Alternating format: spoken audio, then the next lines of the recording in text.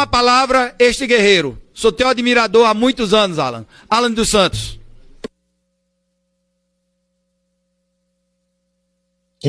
Obrigado, coronel. Vocês me ouvem bem aí? Ok. Bem, senhores deputados, uma boa tarde. Eu estou aqui para falar de uma inconveniente verdade. O Brasil ele não vive mais sob uma democracia. Vivemos sob um regime de medo, perseguição e arbitrariedade. É uma situação muito triste porque ontem nós vimos pelas redes sociais um jovem que, sem o devido processo legal, está preso e preso não pôde ir ao funeral de sua avó. Preso, escoltado por policiais como se criminoso fosse. Eu me pergunto qual foi o criminoso que já foi tratado dessa maneira, uma vez que traficantes no Rio de Janeiro, em São Paulo, atuam de maneira atroz e mesmo assim têm mais dignidade no tratamento do que as vítimas do 8 de janeiro. É uma triste realidade que nós estamos vivendo no Brasil hoje.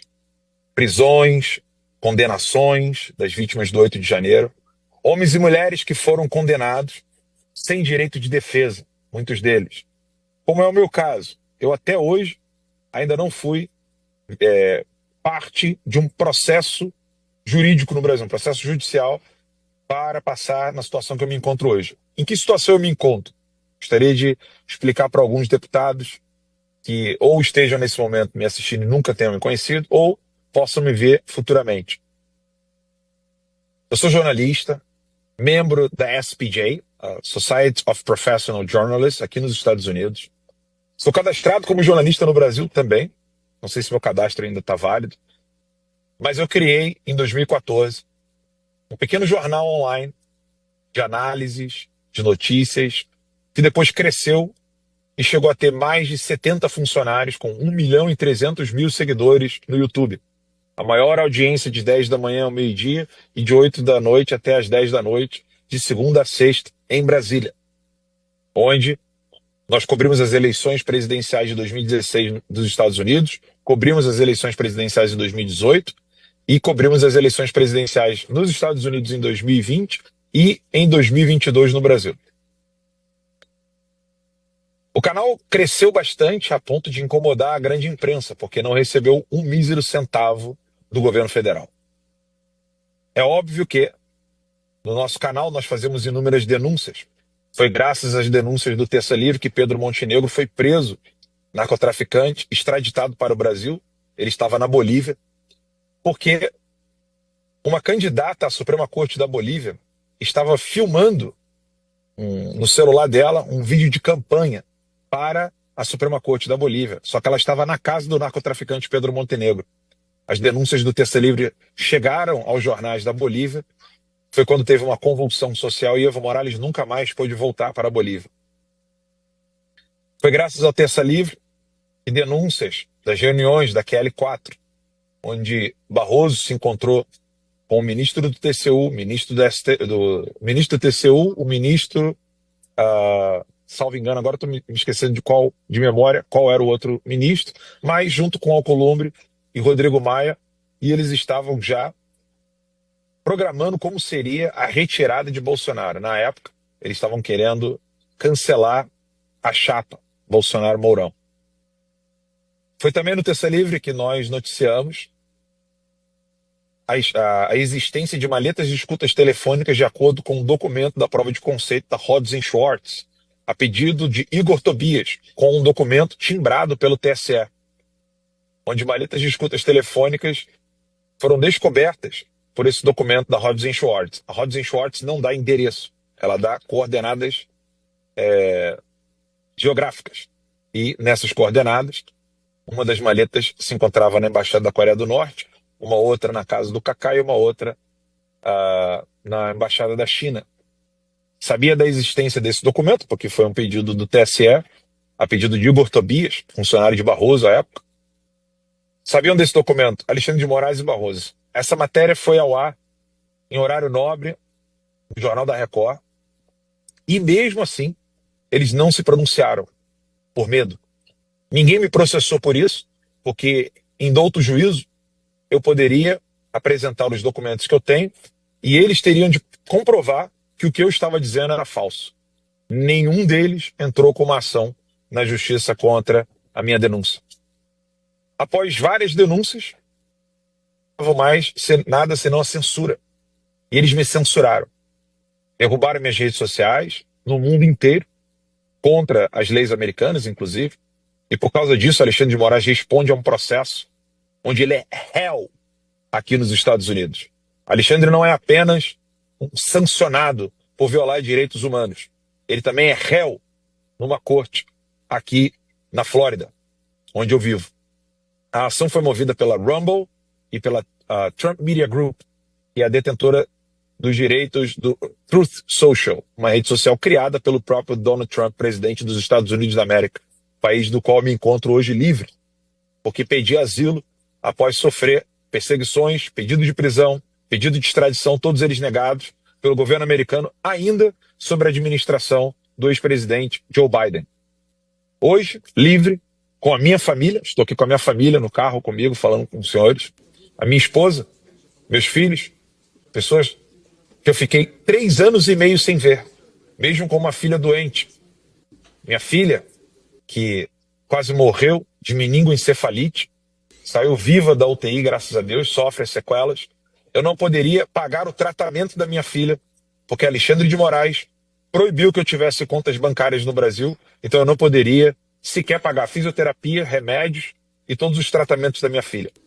A minha família teve que ficar como peregrinos, perambulando, ficou no Sul, depois foi para o Rio de Janeiro, depois foi para a Itália e finalmente chegaram aos Estados Unidos, onde nós nos encontramos depois de 3 anos e meio, 3 longos anos e meio. Todos os dias, acordava cedo, tomava meu café, olhava para o horizonte sem saber o que ia acontecer e lutava pela verdade. Fui pessoalmente ao encontro do senhor Alexandre de Moraes no hotel onde ele se encontrava em Nova York. Alexandre de Moraes, ministro do STF, comportou-se como um rato. Não teve a coragem de me ver pessoalmente, não teve a coragem de me ver de frente. A ordem que ele deu aos policiais era para avisar, e para as seguranças, que era para avisar quando eu estivesse na frente do hotel, que era para ele sair por trás. E quando eu estivesse na parte de trás do hotel, que era para ele sair pela frente. Comportando-se ainda como um rato, ele quis acabar com minhas redes sociais, as minhas empresas, as minhas contas bancárias, inclusive nos Estados Unidos. Sem êxito, sem sucesso, hoje faço parte de um projeto junto do jornalista Luiz Ernesto Lacombe e Max Cardoso, que já é líder de audiência todos os dias, ao meio-dia no Brasil, do programa Conversa Timeline. A censura não é o caminho para calar opositores. Se você quer realmente calar opositores, vençam-os no debate. Mas os covardes não podem fazer isso. Inclusive, quero dizer que essa gravata vermelha aqui que eu estou vendo de um casamento não é nem do sangue do Clezão e nem é do sangue da vítima do PT, que denunciou, Celso Daniel, denunciou toda a corrupção do Partido dos Trabalhadores, e hoje nenhum membro do Partido dos Trabalhadores quer saber quem mandou matar Celso Daniel. Eu estou aqui em defesa das vítimas do 8 de janeiro. Nunca fui alvo dessas ações, mas sinto como se fossem comigo. Porque eu fiquei longe da minha família 3 anos e meio. Algumas dessas pessoas já estão há 1 ano, outras 2 anos longe dos seus familiares. Algumas pessoas não têm mais lágrimas para chorar. Porque a dor de ficar longe dos seus entes queridos é algo atroz. Eu peço aos deputados, de todo o meu coração, que considerem a urgência de votar a anistia. Porque o único resquício de liberdade e democracia republicana que nós temos hoje no Brasil é o legislativo e o executivo dos estados. Porque o poder federal é cúmplice da tirania do STF, que rasga a Constituição, não respeita mais as leis e sequer respeita o poder legislativo. Esse poder que foi dado pelo povo para esses homens e mulheres que estão aí, que não é um poder do povo para a direita. Inclusive as pessoas de esquerda que estão aí me ouvindo foram eleitas democraticamente. Infelizmente, hoje querem acabar não só com a minha voz de jornalista, mas também querem acabar com a voz dos deputados. A anistia é uma urgência e nós precisamos para ter liberdade no Brasil. As vítimas não podem mais sofrer, não podem mais passar por esse sofrimento inconstitucional, ilegal e criminoso, cujo crime tem um autor muito específico, que é Alexandre de Moraes, que já foi sancionado pela maior e mais livre república democrática desse mundo, que é os Estados Unidos da América. Alexandre de Moraes é um sancionado e, como disse o governo americano, um homem tóxico. Tóxico porque ele já afetou a vida, inclusive, não só do Clezão, mas até a filha do Barroso. É culpa sua, Alexandre de Moraes, que a filha do Barroso não pode mais viver nos Estados Unidos. É culpa sua que o filho do Barroso tem de andar escondido nos Estados Unidos e ninguém mais sabe se ele está aqui ou já saiu correndo. É culpa sua, Alexandre de Moraes, que as pessoas estão sofrendo nos presídios. Alexandre de Moraes, não desejo nem sequer a morte, nem sequer a prisão de Alexandre de Moraes. Mas eu exijo que ele saia do Supremo Tribunal Federal e seja julgado naquele devido processo legal que ele nunca usou contra os seus inimigos. Porque nós não somos cães como ele. Nós não agimos como monstros como ele. Nós queremos o devido processo legal pelos crimes que ele comete. Obrigado, senhores.